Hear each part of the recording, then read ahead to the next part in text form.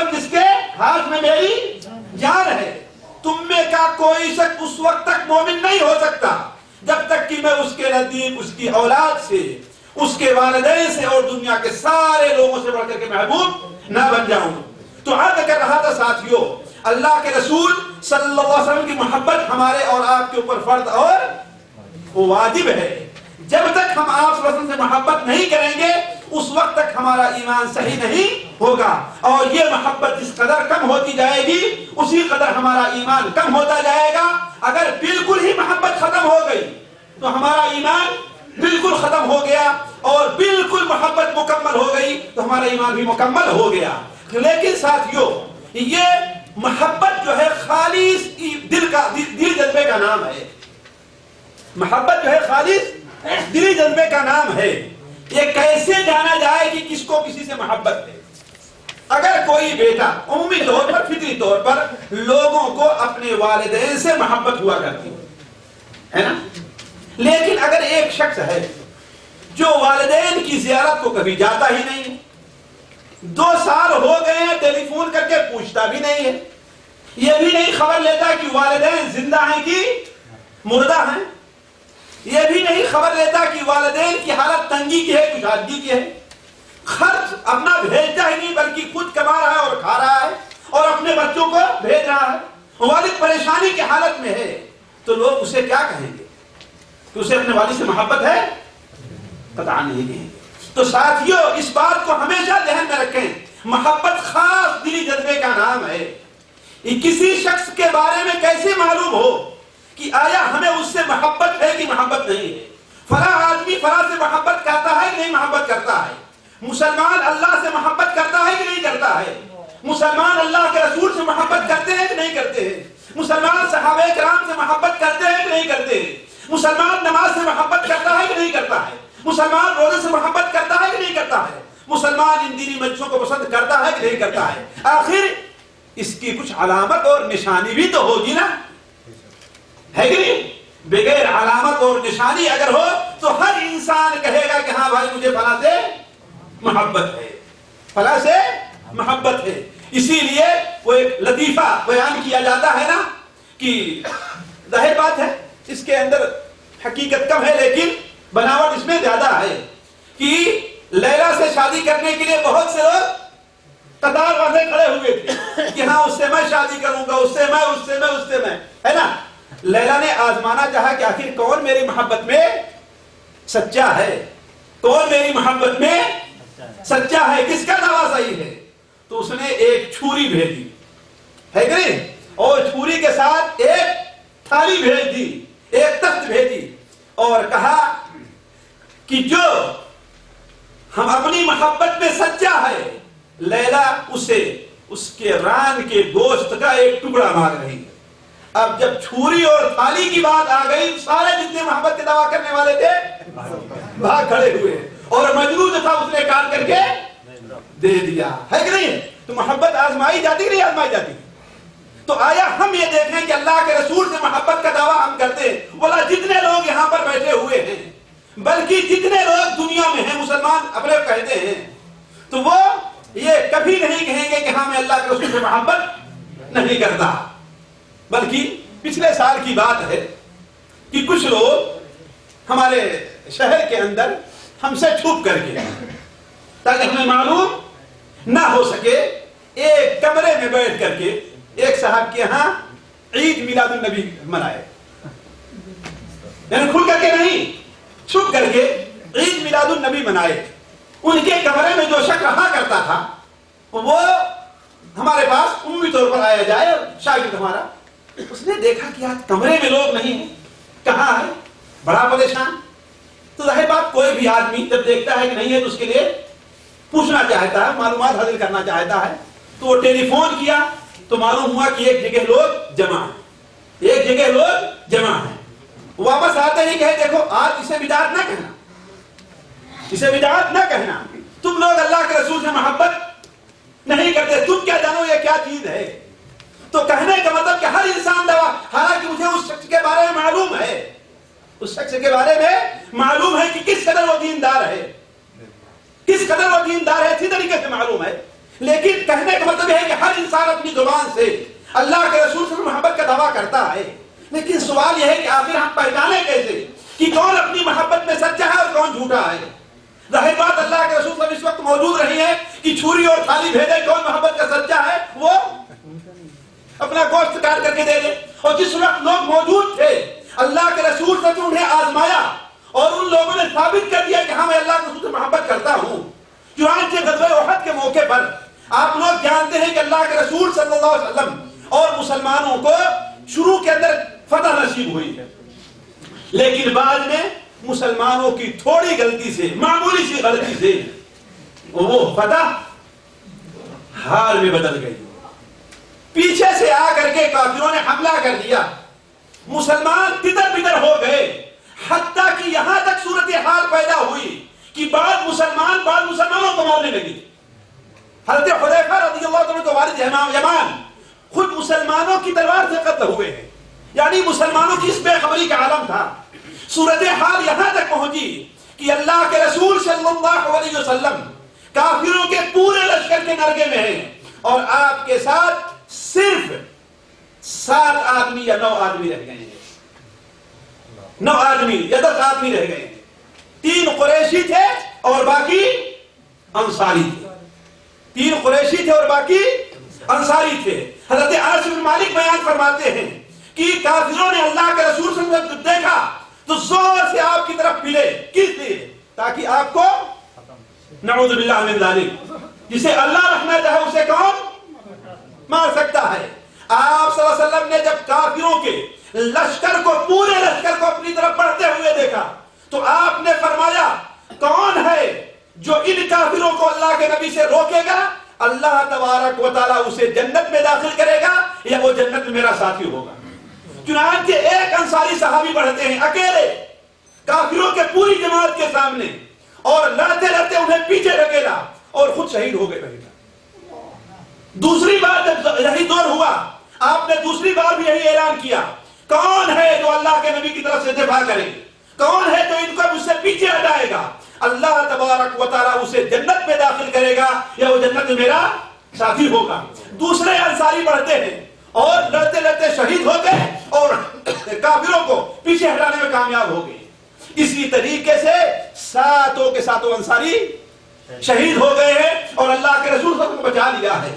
حضرت طلحہ ابن عبید اللہ رضی اللہ تعالیٰ عنہ کا ہاتھ اللہ کے رسول کی طرف آنے والی تیروں سے ان کا ہاتھ چھل ہو گیا تھا، بلکہ ایک ہاتھ سے وہ لولے ہو گئے تھے۔ کیوں؟ اس لیے کہ ایک طرف سینے سے اللہ کے رسول طرف آنے والی تیروں کو روک رہے تھے اور دوسری طرف ہاتھ سے آپ کی طرف آنے والی تیروں کو روک رہے تھے۔ تو ان لوگوں نے ثابت کیا کہ نبی طرف سے دفاع کیسے کیا جاتا ہے اور آپ سے محبت کیسے کی جاتی ہے، لیکن عرض کرنے میں اس زمانے میں اور اس وقت ہم کیسے پہچانے ہیں کہ نبی صلی اللہ علیہ وسلم کی طرف سے دفاع، نبی صلی اللہ علیہ وسلم سے محبت کرنے والے کون سے لوگ ہیں اور آپ سے کے محبت میں کون آدمی سچا اور کون آدمی جھوٹا ہے۔ ظاہر بات اس کے لیے ہمیں اور آپ کو قرآن اور حدیث ہی کی طرف رجوع کرنا ہوگا، ورنہ آپ لوگ اچھی طریقے سے جانتے ہیں کہ آج تک کوئی ایسی مشین ایجاد نہیں ہوئی ہے جس کے ذریعے پتہ لگا لیا جائے کہ کون کس سے محبت کرتا ہے اور کون کس سے دشمنی کرتا ہے کوئی ٹیسٹنگ فیکٹری ہے ایسی کہ کسی کے دل کو، کسی کے خون کو نکال کر کے پتہ لگا لیا جائے کہ اس کے دل کے اندر محبت ہے یا اس کے دل کے اندر کینہ اور کپٹ ہے؟ ظاہر بات اس کے لیے ہمیں کچھ ظاہری علامات کی طرف نظر کرنی ہوگی۔ ساتھیوں، وہ علامات جس کے اندر پائی جائیں گی وہ تو نبی صلی اللہ علیہ وسلم سے محبت کرنے والا ہوگا، اور جس کے اندر نہ پائی جائیں گی وہ اپنی محبت میں جھوٹا ہوگا۔ لاکھ وہ محبت کا دعویٰ کرے، لاکھ وہ محبت کی ڈیگے مارے، لاکھ وہ عید میلاد النبی کے جلسے متعین کرے، لاکھ وہ یا رسول اللہ کے نعرے لگائے، لیکن وہ کبھی بھی اپنی محبت میں سچا نہیں ہو سکتا۔ ساتھیوں، ان علامات میں سے ہم نے 5 علامات کا آج انتخاب کیا ہے جو آپ کے سامنے رکھوں گا۔ 5 علامتیں ہیں جس کا جو قرآن اور حدیث سے ہم نے اس کا انتخاب کیا ہے۔ پہلی چیز یہ ہے کہ جو شخص اللہ کے رسول سے محبت کا دعوے دار ہوگا وہ اللہ کے رسول صلی اللہ علیہ وسلم کی اطاعت اور تابع داری بھی کرے گا، ہے کہ نہیں؟ بیٹا اپنے باپ کی بات نہ مانے استاد شاگرد اپنے استاد کی بات نہ مانے، بیوی اپنے شوہر کی بات نہ مانے اور پھر بھی کہے کہ ہاں میں آپ سے محبت کرتا ہوں، آپ کا بڑا احترام ہمارے دل میں ہے، آپ کی بڑی محبت ہمارے دل میں ہے، تو اسے دنیا کا کوئی آدمی مانے گا؟ مانے گا کوئی آدمی؟ سوچیں، بیٹا اپنے باپ کو تھپڑ لگا رہا ہے اور کہتا ہے میں آپ سے محبت کرتا ہوں، بیٹا باپ بھوکے مر رہا ہے، باپ کو پہننے کے لیے کپڑے نہیں ہیں، باپ محتاجی کی زندگی بسر کر کے محسنین کے صدقات کے اوپر جی رہا ہے، اور بیٹا لاکھوں اور کروڑوں کا مالک ہے، پھر بھی کہتا ہے مجھے باپ سے محبت ہے، تو دنیا کا کوئی آدمی مانے گا؟ اسی طریقے سے اگر کوئی مسلمان یہ کہتا ہے کہ ہمیں اللہ کے رسول سے محبت ہے اور وہ اللہ کے رسول صلی اللہ علیہ وسلم کی تابعداری اور اتباع نہیں کرتا، تو وہ انسان کبھی بھی اللہ کے رسول سے محبت کرنے والا نہیں ہو سکتا ہے۔ اللہ تبارک و تعالی ارشاد فرماتا ہے قُلْ إِن كُنْتُمْ تُحِبُّونَ اللَّهَ فَاتَّبِعُونِي يُحْبِبْكُمُ اللَّهُ، لوگوں سے کہہ دو کہ اے لوگو، اگر تم اس بات کے دعوے دار ہو کہ تمہیں اللہ سے محبت ہے، تو اللہ سے محبت کی سب سے بڑی علامت یہ ہے کہ تم اللہ تعالیٰ کے احکام کے پابند بن جاؤ۔ اللہ نے مجھے رسول بنا کر بھیجا ہے، اللہ نے ہمیں تمہاری ہدایت کے لیے بھیجا ہے، اللہ نے مجھے جو احکام دے کر کے بھیجا ہے اس کو ماننا شروع کر دو، یہ اللہ تعالیٰ سے محبت کی علامت ہے۔ ورنہ اگر اللہ کی محبت کے دعوے دار ہو اور ہماری باتوں کو جو اللہ کا سچا رسول ہوں نہیں مانتے ہو، اس کا مطلب تم اللہ تعالیٰ سے محبت میں جھوٹے ہو۔ معلوم یہ ہوا کہ نبی صلی اللہ علیہ وسلم سے محبت کی سب سے پہلی علامت یہ ہے، سب سے پہلی علامت یہ ہے کہ آپ صلی اللہ علیہ وسلم سے محبت کے اگر کا دعویٰ کیا جائے تو آپ کی اطاعت اور پیروی بھی کی جائے۔ اور ذرا سوچیں، اللہ کے رسول صلی اللہ علیہ وسلم نے محبت کا ثواب بیان کرتے ہوئے، محبت کا ثواب بیان کرتے ہوئے یہ بیان فرمایا تھا بخاری شریف میں ہے کہ جو مجھ سے محبت کرے گا وہ میرے ساتھ کہاں جائے گا؟ جنت میں جائے گا۔ جو مجھ سے محبت کرے گا وہ میرے ساتھ جنت میں جائے گا، ہے کہ نہیں؟ اور آپ ہی کا فرمان بخاری شریف میں یہ بھی ہے کل امتی یدخلون الجنت الا من ابا، میری امت کے سارے لوگ جنت میں جائیں گے مگر وہ شخص جو جنت میں جانے سے انکار کر دے۔ صحابہ نے کہا اے اللہ کے رسول، وہ کون سا بڑا بدبخت ہے، کون سا بدبخت ہے کہ جنت میں جانے سے انکار کرے گا؟ تو آپ نے فرمایا جو میری اطاعت کرے گا وہ جنت میں جائے گا اور جو میری پیروی نہیں کرے گا وہ جہنم میں جائے گا۔ تو ساتھیو، یہ محبت کا دعویٰ، اور اگر کوئی کہتا ہے کہ ہاں اللہ کے رسول سے مجھے محبت ہے اور اللہ کے رسول کا پیروی اور اتباع نہیں کرتا ہے تو وہ کبھی جنت میں جا نہیں سکتا، اور نہ ہی یہ محبت اس کے لیے مفید اور فائدہ مند ہو سکتی ہے۔ ایک بار اللہ کے رسول صلی اللہ علیہ وسلم وضو فرما رہے تھے، طبرانی اوسط کے اندر یہ روایت ہے، صحیح الترغیب والترہیب میں بھی یہ روایت ہے کہ آپ صلی اللہ علیہ وسلم ایک بار وضو فرما رہے تھے۔ وہ مثال میں دیتا ہوں کہ جس کے ذریعے سے لوگ یہ دعویٰ کرتے ہیں کہ اللہ کے رسول سے محبت ہے کہ نہیں؟ جس طریقے سے بعض لوگ یہ دعویٰ کرتے ہیں کہ مدینہ کے کتے سے بھی انہیں محبت ہے، نعوذ باللہ من ذالک، اور اپنے آپ کو مدینہ کا کتا کہتے تھے، حالانکہ اللہ کے رسول صلی اللہ علیہ وسلم نے تو مدینہ سے کتوں کو بھگانے کا حکم دیا اور کتوں کو قتل کرنے کا حکم دیا، پھر بھی یہ الٹی محبت اور جاہلوں اور بیوقوفوں کی محبت اور دھوکے دینے والوں کی محبت کے نام پر کیا کہتے ہیں؟ ہم سگے مدینہ ہیں، مدینہ کے کتے تھے، ہے کہ نہیں؟ تو جن لوگوں کی یہ الٹی محبت ہے اسی قسم کی مثال میں آپ کو دے رہا ہوں کہ آپ صلی اللہ علیہ وسلم ایک بار وضو فرما رہے تھے تو صحابہ کرام بڑھ کر کے آپ کے وضو کا پانی لے کر کے اپنے جسم پر ملنے لگے، ہے کہ نہیں؟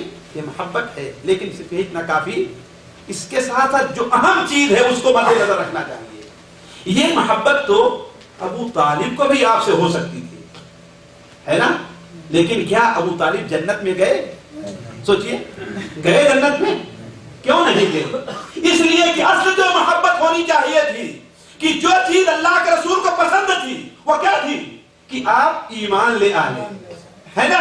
اللہ کے رسول کی پسند کے مطابق اپنی پسند کو نہیں کیا لوگوں نے، تو وہ جنت میں گئے نہیں گئے۔ تو آپ صلی اللہ علیہ وسلم نے فرمایا آخر تم لوگ ایسا کیوں کر رہے ہو، ایسا کیوں کر رہے ہو؟ تو حضرت ابو قرات بیان فرماتے ہیں کہ ہم لوگوں نے کہا اے اللہ کے رسول صلی اللہ علیہ وسلم، ہم اللہ اور اس کے رسول سے محبت کرتے ہیں اس لیے ایسا کر رہے ہیں۔ تو آپ نے کیا بیان فرمایا کہ دیکھو اگر تم سچ طور پر اللہ اور اس کے رسول سے محبت کرنا چاہتے ہو تو ہماری تابعداری کرو۔ وہ کیسے؟ کہ اگر امانت رکھی جائے تو امانت میں خیانت نہ کرو، اس لیے کہ امانت ایمان کا حصہ ہے، اور بات کرو تو جھوٹ تم نہ بولو، کیوں؟ اس لیے کہ جھوٹ جہنم کی طرف لے جاتی ہے، اور میں جہنم میں نعوذ باللہ حاشا للہ، اللہ کے رسول کو جہنم کی ہوا تک نہیں لگے گی، ہے کہ نہیں؟ اللہ کے رسول کہاں ہوں گے؟ جنت میں سب سے اعلیٰ مقام میں ہوں گے۔ تو جو انسان جہنم میں جائے وہ اللہ کے رسول سے محبت کرنے والا ہے؟ قطعاً نہیں ہے۔ اور اپنے پڑوسی کے ساتھ تم اچھا سلوک کرو۔ تو عرض کرنے کا مقصد یہ ہے ساتھیوں، اللہ کے رسول صلی اللہ علیہ وسلم سے محبت کی سب سے پہلی علامت یہ ہے کہ آپ صلی اللہ علیہ وسلم کی اتباع اور پیروی کی جائے، آپ کی اطاعت کی جائے، جس چیز کو آپ حلال کر دیں اس کو حلال سمجھا جائے، چاہے وہ ہمارے مزاج کے موافق ہے یا نہیں ہے۔ جیسے آپ صلی اللہ علیہ وسلم نے اس ماحول کے لحاظ سے میں کہہ رہا ہوں کہ آج ہمارے اور آپ کے ہاں عمومی طور پر کوئی آدمی 2 شادی کر لیتا ہے تو لوگ اسے برا بھلا کہنا شروع کر دیتے ہیں، ہے کہ نہیں؟ کہتے ہیں نا برا بھلا، ہے کہ نہیں؟ ہوتا ہے نا؟ حتیٰ کہ اچھے پڑھے لکھے لوگ اسے پسند نہیں کرتے۔ بھلا بتائیے اللہ کے رسول نے اس کو جائز قرار دیا کہ نہیں جائز قرار دیا؟ حلال قرار دیا کہ نہیں قرار دیا؟ آپ نے ایک جائز شادی کی ہے کہ نہیں کی؟ اب اگر کوئی آدمی اس کو ناپسند کرے تو ہم کیا کہیں گے؟ اللہ کے رسول سچی محبت کرتا ہے؟ قطعاً نہیں سچی محبت کرتا ہے۔ ساتھیوں، اللہ کے رسول پر ایمان کا سب سے اہم جو تقاضا ہے وہ یہی ہے کہ آپ جس بات کو حلال کر دے رہے ہیں، جس بات کو جائز قرار دے رہے ہیں، اس چیز کو جائز مانا جائے، اور آپ جس چیز کو حرام قرار دیں اس چیز کو حرام مانا جائے۔ آج کتنے لوگ ہیں جو سود کو حرام کہتے ہیں، فائدہ ہے، اس کا نام کیا رکھ دیا ہے؟ فائدہ رکھ دیا ہے۔ رشوت کو آج کتنے لوگ ہیں کیا کہتے ہیں؟ ارے یہ تو خدمت ہے، یہ تو خدمت ہے۔ اور جو کوئی رشوت آپ سے لے گا تو نہیں کہ مجھے رشوت دے دو، کیا کہے گا؟ ارے میری کچھ خدمت کریں گے، میری خدمت کچھ کریں گے۔ اس کا نام کیا رکھ دیا؟ ہدیہ اور تحفہ اور خدمت رکھ دیا ہے نا؟ تو حالانکہ جس چیز کو بھی آپ حرام کر دیں اس کو قیامت تک حرام مانا جائے۔ آج ہمارے کتنے ساتھی ایسے ہیں نعوذ باللہ من ذالک جو عورتوں کی بے پردگی کو برا نہیں مانتے، ہے کہ نہیں؟ حالانکہ اللہ کے رسول نے اسے ناجائز کہا ہے، حرام کہا ہے۔ آج کتنے لوگ ایسے ہیں جن کے نزدیک گانا سننا کوئی عیب ہے ہی نہیں، نعوذ باللہ من ذالک، ہے کہ نہیں ہے نا؟ حالانکہ اللہ کے رسول نے اسے کیا کہا؟ حرام کہا ہے۔ تو ساتھیوں میں عرض کر رہا تھا سب سے پہلی علامت آپ صلی اللہ علیہ وسلم پر سے محبت کی یہ ہے کہ اللہ کے رسول صلی اللہ علیہ وسلم جس چیز کو جائز قرار دیں اس کو جائز مانا جائے، اور جس چیز کو ناجائز قرار دیں اسے ناجائز تسلیم کیا جائے، چاہے وہ ہماری عقل میں آئے یا ہماری عقل میں نہ آئے، ہماری سمجھ میں آئے یا ہماری سمجھ میں نہ آئے۔ جس چیز کی آپ خبر دیں اسے سچ مانا جائے، چاہے اسے ہماری عقل مانے یا اسے نہ مانے۔ دوسری علامت آپ صلی اللہ علیہ وسلم سے محبت کی یہ ہے کہ آپ سے ملاقات اور دیکھنے کی تمنا کی جائے، آپ سے ملاقات اور دیکھنے کی تمنا کی جائے، اس لیے کہ کوئی بھی محب رہتا ہے یا جسے عاشق کہہ لیجیے رہتا ہے، وہ اس کے نزدیک سب سے اہم چیز یہ ہوتی ہے کہ اپنے معشوق کو دیکھ لے۔ کوئی محبت کرنے والا رہتا ہے اس کے نزدیک سب سے اہم چیز یہ رہتی ہے کہ وہ اپنے محبوب کو دیکھ لے، ہے کہ نہیں؟ ورنہ اگر کوئی اپنے محبوب کو دیکھنا نہ چاہے، مثال کے طور پر یہی لے لیجئے کہ ایک شخص اپنی بیوی سے بڑی محبت کرتا ہو اور آ گیا ہے سعودیہ، 5 سال ہو گئے جاہی نہیں رہا، جاہی نہیں رہا ہے، یہ کون سی محبت ہے؟ والدین سے بڑی محبت کا دعویٰ کرتا ہے لیکن 5 سال ہو گئے، ایسے ایسے لوگ ہیں کہ نہیں ہیں؟ آپ ہم نے دیکھا 68 سال تک اور 9 سال تک لوگ یہاں رہ جاتے اور جاتے نہیں، حالانکہ اللہ نے کشادگی دی ہے، چلے جاتے ہیں، جا سکتے ہیں، سب کچھ ہے، لیکن اس کا مطلب یہ ہے کہ اپنے اہل و عیال کی محبت کی ان کے دل کے اندر سخت کمی ہے، ان کے نزدیک مال کی محبت تو ہے، اپنی نوکری کی محبت تو ہے، لیکن اہل و عیال کی محبت نہیں ہے۔ تو آپ صلی اللہ علیہ وسلم سے محبت کی دوسری علامت یہ ہے ساتھیوں کہ آپ صلی اللہ علیہ وسلم سے دیکھنے کی تمنا کی جائے۔ اسی لیے تو بخاری صحیح مسلم شریف کے اندر اللہ کے رسول صلی اللہ علیہ وسلم کا فرمان ہے، حضرت ابو ہریرہ کی روایت سے، مسند احمد میں حضرت ابو ذر رضی اللہ عنہ کی روایت ہے کہ آپ صلی اللہ علیہ وسلم نے بیان فرمایا، مجھ سے سب سے زیادہ محبت کرنے والا وہ انسان ہوگا جو میرے بعد آئے گا، سب سے زیادہ محبت کرنے والا وہ انسان ہوگا جو میرے بعد آئے گا، اور اس کی خواہش ہوگی کہ میرے پاس ایک پیسے بھی نہ ہوں، میری اہل و عیال بھی نہ ہوں، سب کچھ چھوٹ جائے، لیکن اللہ کے رسول کا دیدار ہمیں نصیب ہو جائے، یہ سب سے زیادہ محبت کرنے والا ہو۔ لیکن ساتھیوں یہاں بھی ایک علامت ہے جسے میں ایک حدیث سے بیان کرتا ہوں، آپ میں سے ہر شخص جو یہاں پر موجود ہیں بتائیے، دل کھول کر کے بتائیے، اللہ کے رسول صلی اللہ علیہ وسلم کو دیکھنے کی تمنا ہے کہ نہیں تمنا؟ لیکن یہ بتائیے کہ کوئی شخص دعویٰ کرتا ہے کہ میں اپنے والد سے محبت کرنا چاہتا ہوں، ہے کہ نہیں؟